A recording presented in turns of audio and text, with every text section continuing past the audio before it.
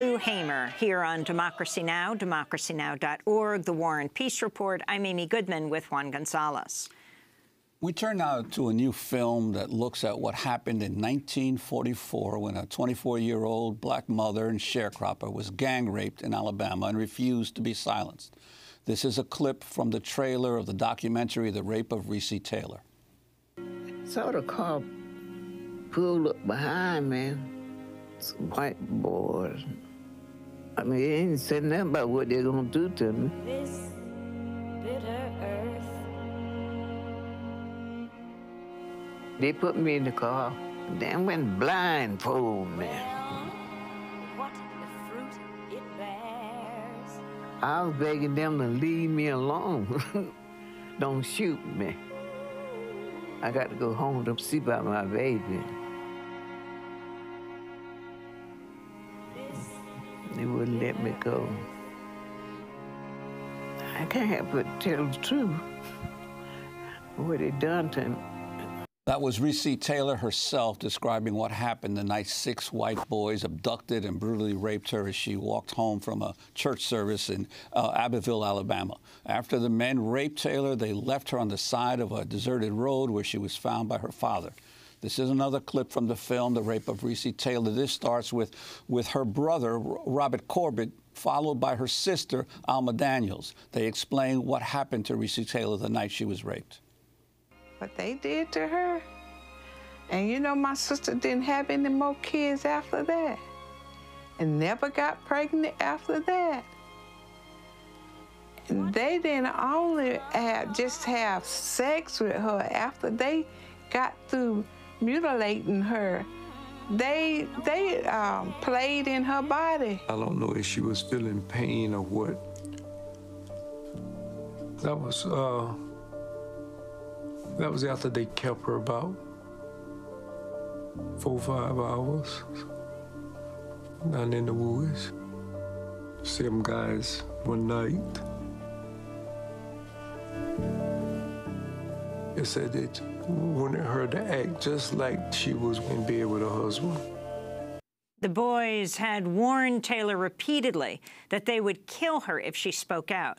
But despite the threats, Recy Taylor identified her rapists, though few women spoke up in fear for their lives. In fact, the rape of black women by white men was so common in Jim Crow South that the NAACP had a chief rape investigator. That person was none other than Rosa Parks. When Rosa Parks went to interview Recy Taylor, we're talking 11 years before the Montgomery bus boycott, the local sheriff kept driving by the house and eventually burst in, threatening Rosa Parks with arrest if she didn't leave town. Parks left and then launched the Alabama Committee for Equal Justice for Mrs. Recy Taylor, triggering a movement to seek justice. Again, 11 years before Rosa Parks became that civil rights hero for refusing to give up her bus seat to a white man, launching the Montgomery bus boycott. For more, we're joined by Nancy Buirski, the producer and director of The Rape of Recy Taylor, and we're joined by Professor Crystal Feimster. She's an associate professor of African American Studies at Yale University, interviewed in the film, and author of the book Southern Horrors: Women in the Politics of Rape and Lynching. We welcome you both to Democracy Now! Nancy Buirski, let's begin with you. Why you took on this film, what an amazing moment for it to be shown in the midst of the Me Too movement. And again, amplify the story of Recy Taylor and what ultimately happened to her. You know, Recy Taylor is amazingly courageous for speaking up. As you mentioned, very few women did that. They were afraid for their lives. Their families would be threatened, and their friends' livelihoods would be threatened. So what she did was extraordinary. And you know, we made this film before this Me Too movement. We had no idea that this would all erupt. But now, as I look back on it, I realize that Recy Taylor's story is the first link in a long chain, and not even the first link. It really goes back to slavery. But it is a very pivotal link in a chain that goes right through the civil rights movement, right up through Black Power, and obviously is resolved today. And Recy Taylor, what happened? What were the investigations? You have Rosa Parks, this amazing story of Rosa Parks going to Abbeville. This is what motivated Rosa Parks, what propelled her. You know, they had a grand jury investigation soon after the rape. I think that took place in October. The rape took place in September. She did not get any justice. You know, she identified her rapist, but to no one's surprise, these guys were not indicted. And that's when Rosa Parks steps in and says, we have to put more pressure on the governor. We have to get some kind of justice. So she comes to Abbeville. She interviews Recy Taylor. She gets kicked out of the Abbeville by the sheriff. She comes back. She interviews her again, and she takes her up to Montgomery, where she forms this committee for equal justice for Mrs. Recy Taylor. And what this does basically is it triggers the black newspapers to write about this story. And black newspapers were the only newspapers that were writing these stories in those days. The white newspapers, they didn't suppress it, they just ignored it. It wasn't important. Well, the film highlights the role of the black press that it played in documenting and publicizing what happened to Recy Taylor. This clip begins with journalist and activist Esther Cooper Jackson, followed by Daniel McGuire. McGuire is the author of At the Dark End of the Street, the book that inspired the film. The only place we really were able to publish articles about Recy and others was through the Chicago Defender, the Pittsburgh Courier, the Amsterdam News, the Baltimore, etc., through the black press. It's part of the kind of infrastructure of injustice where the white press ignores these kinds of crimes, and then there's no record of them happening, which gives judges and juries plausible deniability of any knowledge, and maybe this is a rumor, you know, it's not even in the newspaper. And that's why it's so important that the black press publishes these stories. That was historian Daniel McGuire. We're also joined by Crystal Feimster, who Associate Professor of African American Studies at Yale University, author of Southern Horrors, Women in the Politics of Rape and Lynching. Professor Feimster, could you talk about the role of the African American press, papers like the Chicago Defender, the Pittsburgh Courier, the Baltimore Afro-American, that were really exposing a lot of what was happening in the Jim Crow South because they were in the North and were able to do that? Right.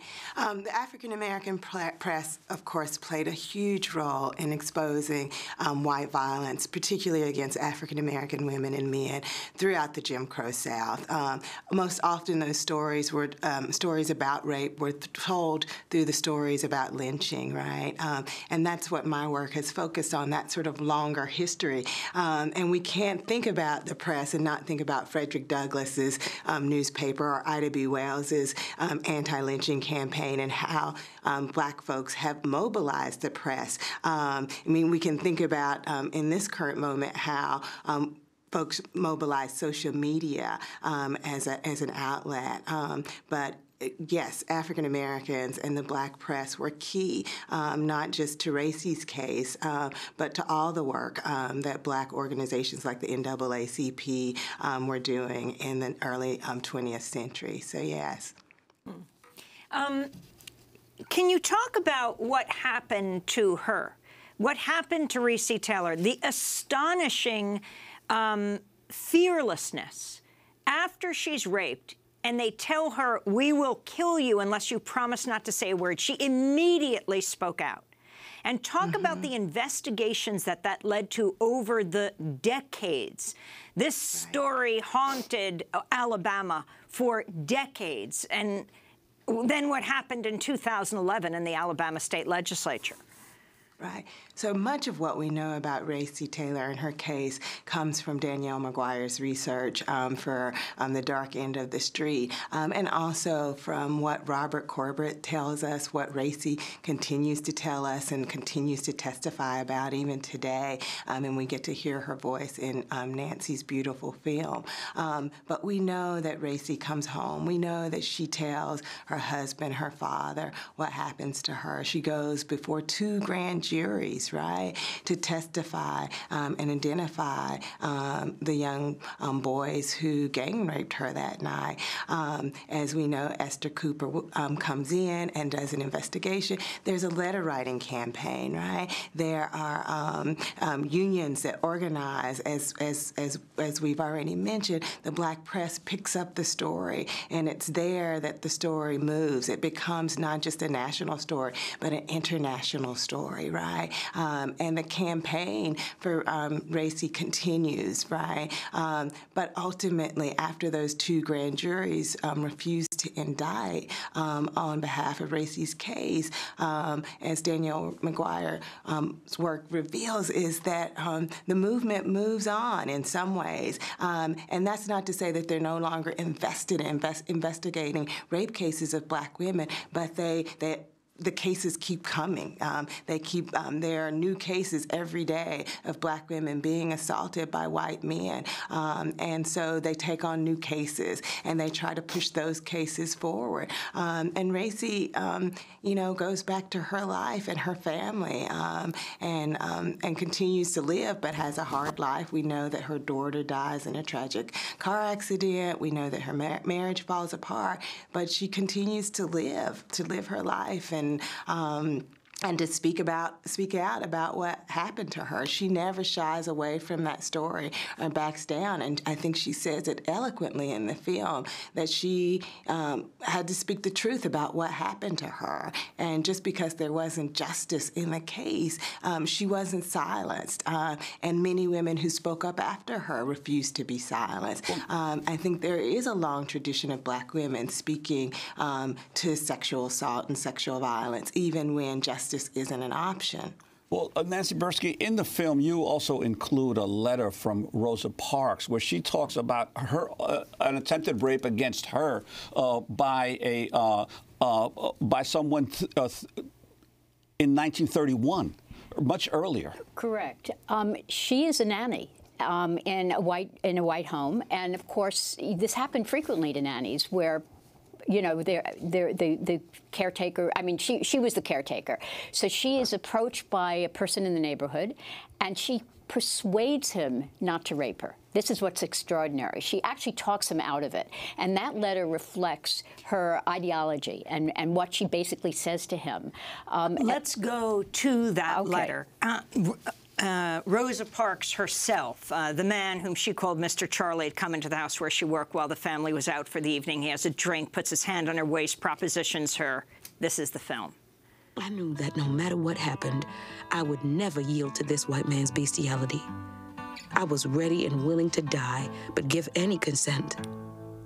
Never.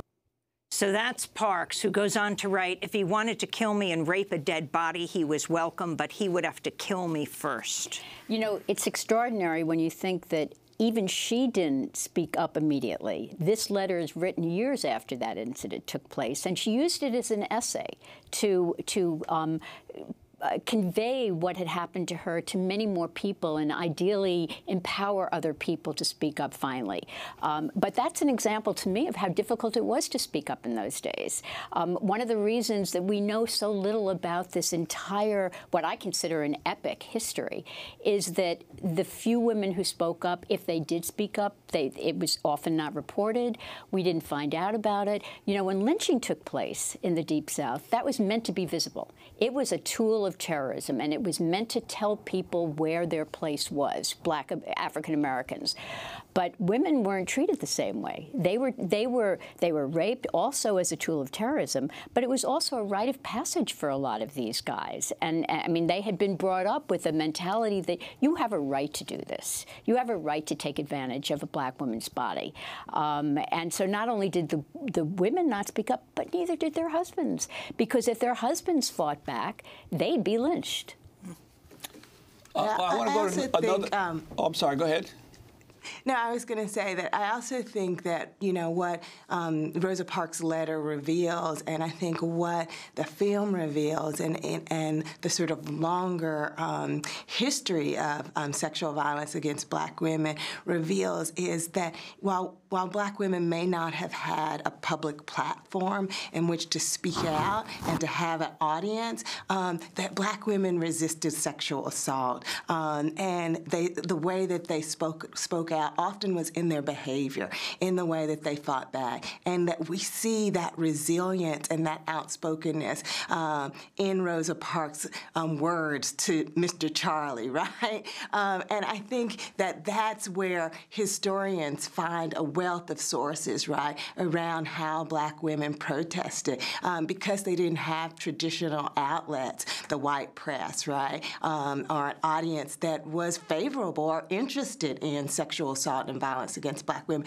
They had to find alternative ways to fight back and to speak back. And sometimes that was through the way that they resisted the violence, and sometimes it was taking those cases to the local sheriff, and oftentimes with little or no result, right?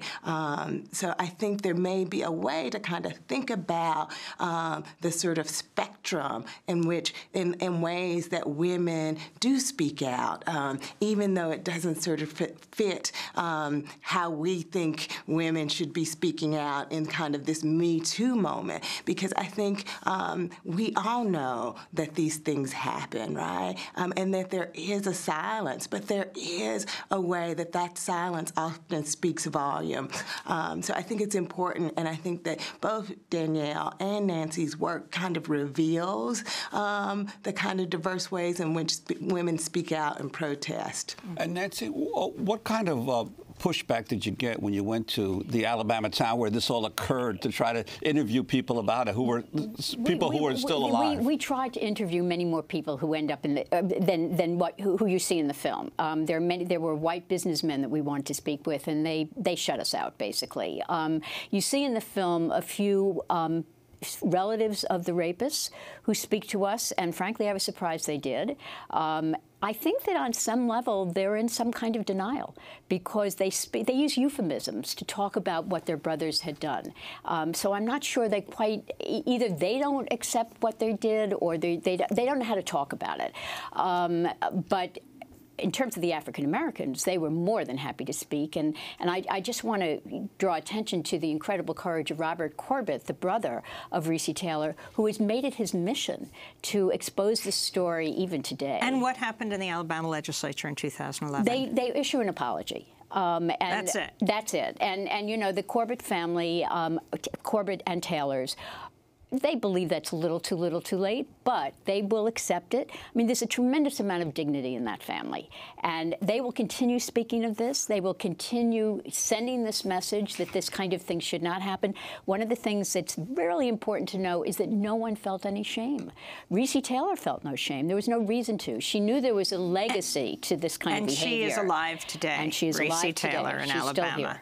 I want to thank Nancy Buirski, director and producer of The Rape of Recy Taylor, and Crystal Feimster, associate professor of African American Studies at Yale University, author of Southern Horrors, Women in the Politics of Rape and Lynching.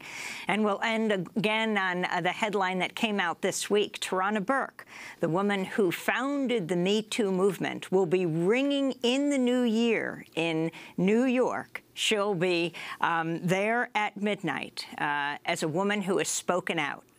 Democracy Now! Is produced by Renee Feltz, Dina Guzder, Nermeen Sheikh, Carla Wills, Laura Gottesdiener, Sam Alkoff, John Hamilton. I'm Amy Goodman with Juan Gonzalez.